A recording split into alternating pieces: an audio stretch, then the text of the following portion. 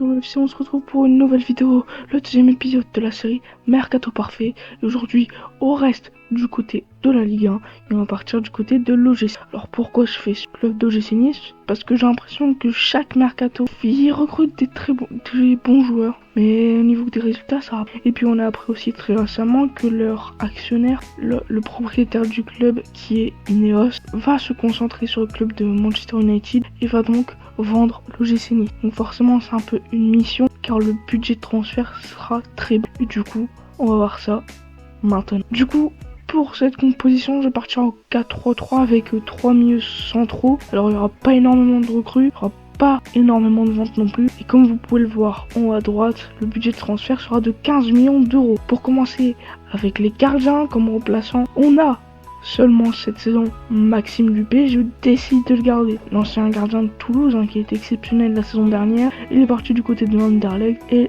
l'OGC Nice a décidé de l'acheter directement. Maxime Dupé, c'est une valeur sûre, quand même un très bon gardien, et c'est pour ça qu'il restera la doublure du gardien titulaire. Et pour le gardien titulaire, là aussi il n'y aura pas de changement. On reste sur Boulka qui a effectué une très bonne saison avec l'OGC Nice. Et voilà, je pense pas que le club va le vendre. Ça peut être possible parce qu'ils vont avoir besoin d'argent. Ça peut être possible.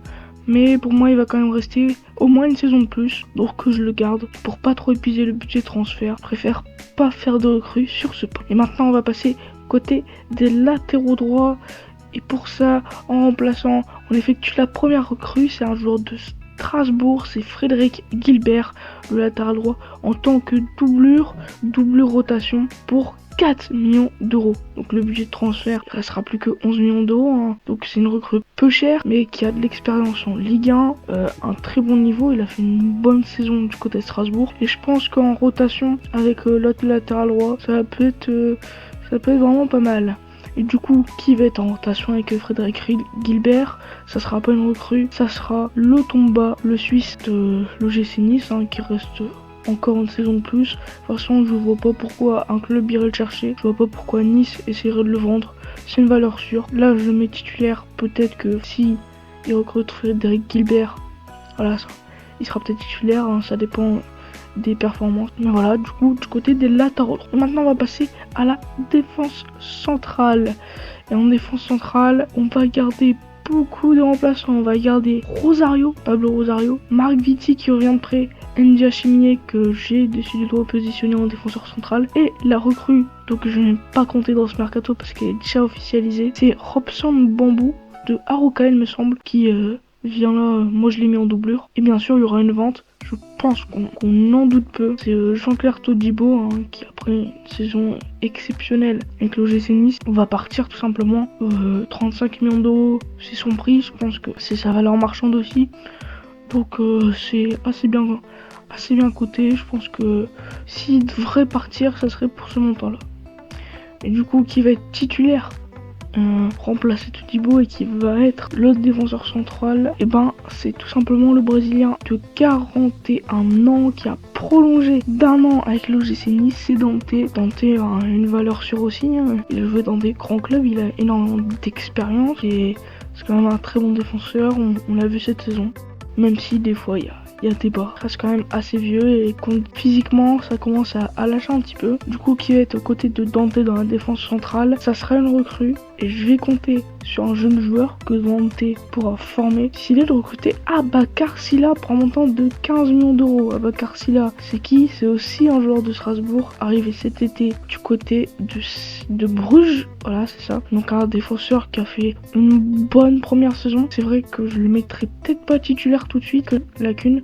Mais voilà, c'est un très bon défenseur avec beaucoup de potentiel. Et Dante, grâce à son professionnalisme, il pourra largement former Abakar Silla ou même Vitti, Ndia Chiminier ou encore Robson Bambou. Maintenant pour le dernier poste, la défense, on va partir sur le latéral gauche. Et comme remplaçant, j'ai choisi Amraoui qui est aussi une recrue déjà officialisée en provenance de Angers, il me semble. Amraoui, donc un jeune latéral gauche assez offensif, avec beaucoup de potentiel. Donc je ne sais plus trop le montant qu'ils l'ont acheté. Mais pareil, comme pour Amson Bambou, je n'ai pas compté en recrue parce qu'elle est déjà officialisée. Et qui va être en titulaire devant Amraoui, bah ça n'a pas changé non plus. Melvin Barr. Voilà, Melvin Barr, il y a beaucoup de lacunes depuis son arrivée à Nice et cette saison ça a été vraiment pas mal. Il a su s'adapter, même très bien su s'adapter et il a vraiment été très bon, surtout offensivement. C'est vrai qu'il y a encore quelques lacunes défensives, mais voilà. Pour un jeune joueur, hein, il y a encore beaucoup de potentiel et l'année prochaine il peut faire très mal. Maintenant on va passer au milieu de terrain et comme remplaçant, il y en aura beaucoup. Donc il y aura Tomouché Ndiaye Chimier, Alexis Beka et André Gomes gratuitement, qui est libre de tout contrat, donc qui connaît la Ligue 1, connaît l'Europe pour l'avoir connu au LOSC. Pour l'OGC Nice, c'est une très bonne recrue parce que nous en tout cas il a été très bon. C'est vrai qu'il y aura des blessures, c'est pour ça que je préfère quand même beaucoup de milieux devant lui et que je fais même remonter Ndiaye Chimier en tant que milieu de terrain. Si tu comptes beaucoup sur lui, 50% des matchs où il va jouer, bah il va être très bon. Et il y a des matchs, en fait il y aura des matchs sans et des matchs il va sortir une masterclass, il va claquer un doublé avec 2 buts exceptionnels, il va te claquer 2 passes décisives, voilà, ça va être l'homme du match. Et voilà, c'est vraiment un joueur comme ça, André Gomes, assez mystérieux. C'est vrai en fait assez imprévisible, tu sais pas quand il sera bon, quand il sera pas bon. Et le problème c'est que voilà, au niveau des blessures, c'est quand même un risque à prendre. Il risque d'être beaucoup blessé. Mais voilà, pour son passage à Lille, il l'était pas énormément. Donc pour Nice, franchement, c'est une très très bonne recrue. Et maintenant, du côté des titulaires à cette équipe, premièrement, Hicham Boudaï. Donc Hicham Boudaï, parce que on le connaît déjà, ça fait longtemps qu'il est à Nice. L'Algérien, du terrain assez offensif, vraiment un joueur que j'aime bien, qui peut dépanner en tant qu'ailier droit. Mais là, je vais vraiment le mettre dans un milieu à 3 où il y aura un rôle quand même assez offensif. C'est une valeur sûre de Ligue 1 et il sera installé dans ce milieu de terrain. Pour le deuxième milieu de terrain, alors là, ça fera peut-être un choix assez osé. Je laisse Kefren Turam. Kefren Turam qui est normalement censé partir. Pour moi, même si l'OGC Nice propose entre 15 et 20 millions, pour moi, il n'y aura pas de club sur Kefren Turam. Et Kefren Turam, en tout cas pour le mercato estival, ne quittera pas l'OGC Nice et restera une de mes saisons au minimum dans ce club. Et c'est pour ça que je l'ai laissé. Puis c'est aussi ça que ça m'arrange un peu. Recruter quelqu'un à un même niveau que Thuram ou même un peu en dessous, ça coûte très cher. Et pour un budget de transfert assez bas, c'est vrai que faut économiser au maximum. Et pour moi, Thuram, ça reste à l'OGC Nice pour la saison prochaine. Et pour le troisième milieu de terrain, j'ai décidé de recruter un joueur pour un montant de 8 millions d'euros. Il joue dans un championnat assez exotique, mais il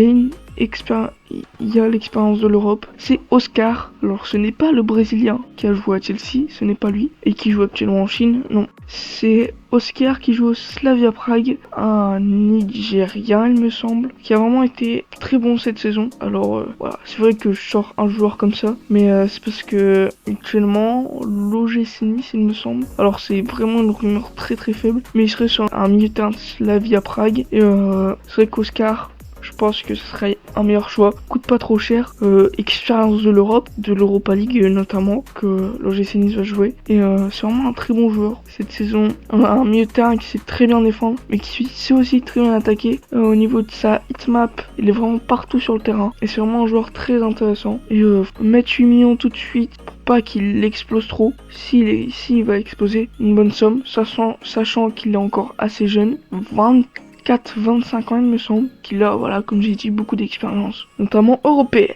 Et maintenant on va passer au poste ailier gauche en remplaçant. Il y en aura beaucoup parce qu'il y a les retours de prêt. Et du coup il y aura Sofiane Diop, donc actuellement blessé. On aura Aliou Baldé, jeune malien pardon. L'OGC Nice recruté la saison dernière qui a pas été fou. Et Rares Ili, le roumain, qui revient de près de Lausanne, il me semble. Donc c'est pas des joueurs de fou. Sofiane Diop quand même un peu, mais voilà, c'est vraiment pour remplacer l'ailier gauche qui était déjà là la saison dernière. C'est Jérémy Boga, très bon joueur cette saison. Il est très virevoltant, très rapide, très technique. Il a fait mal quand même aux défenses de Ligue 1 et Nice devrait le garder. Il y aura sûrement des offres, mais Nice doit le garder à tout prix parce que avec un budget réduit, Boga c'est une valeur valeur sûre et limite il pourra peut-être même être meilleur que la saison dernière. C'est pour ça que Nice doit garder Jérémy Boga. Et maintenant, du côté de l'ailier droit, pareil, il y aura quelques remplaçants, notamment un qui devait être remplaçant mais que je décide de vendre,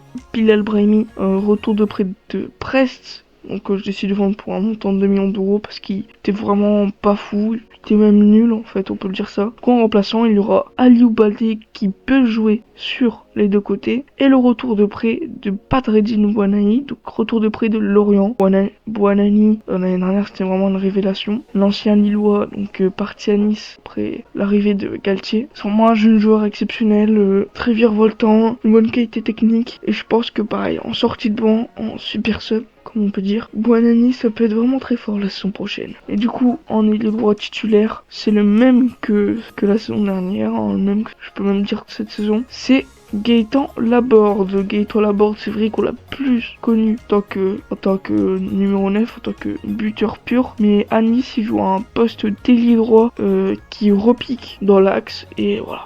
Pareil, c'est une valeur sûre et pour moi c'est le joueur que Nice devrait garder. Et maintenant pour le dernier poste, donc le poste de buteur en remplaçant, on commence avec Evan Guessant qui a fait, pas dire une bonne saison assez moyenne, saison d'adaptation, mais aussi Mohamed Ali Chaud qui pour sa demi-saison jouée, pareil c'était pas exceptionnel, mais en tant que remplaçant, surtout Mohamed, les deux peuvent faire très très mal en sortie de banc. Et du coup en titulaire, pour le dernier joueur de ce mercato parfait de Nice, titulaire, voilà, pour moi il va pas être vendu cet été, c'est Terem Moffi, donc voilà, toujours valeur sûre, très très fort Terem Moffi, une bonne finition, mais surtout de la vitesse, et c'est un peu un Luis Openda, c'est un peu un Osimhen, et cette saison pour moi il ne va pas partir, en plus Nice en a besoin, et donc c'est vraiment une valeur sûre, et c'est pour ça que je le garde dans ce mercato parfait. Du coup vous pouvez voir cette composition, ma composition que Nice devra avoir pour la saison 2024-2025. Du coup, grâce à ce mercato, l'OGC Nice va repartir avec un bénéfice de 25 millions d'euros. Ça pour payer le stade, payer en fait tout ce qui est un peu extra sportif et les salaires des joueurs. Donc je pense qu'on se retrouvera peut-être à la fin avec 10 millions d'euros qui restera dans les caisses. Et pour l'année prochaine, sachant qu'on ne sait pas s'il y aura un acheteur, c'est quand même une assez belle somme de garder, sachant qu'on pourra l'utiliser pour le mercato d'hiver. Donc j'espère que cette vidéo vous aura plu. N'oubliez pas de liker, de vous abonner, d'activer la cloche de notification. Je remercie le monteur de la dernière vidéo Mercato Parfait sur le LOSC qui est Pyroblock, donc un ancien youtubeur de 400 abonnés qui a décidé d'arrêter sa chaîne pour se concentrer sur d'autres projets. Donc merci à toi. Et voilà, comme je vais le répéter, mais n'oubliez pas de liker, de vous abonner, d'activer la cloche de notification. C'était KiroFC. Ciao.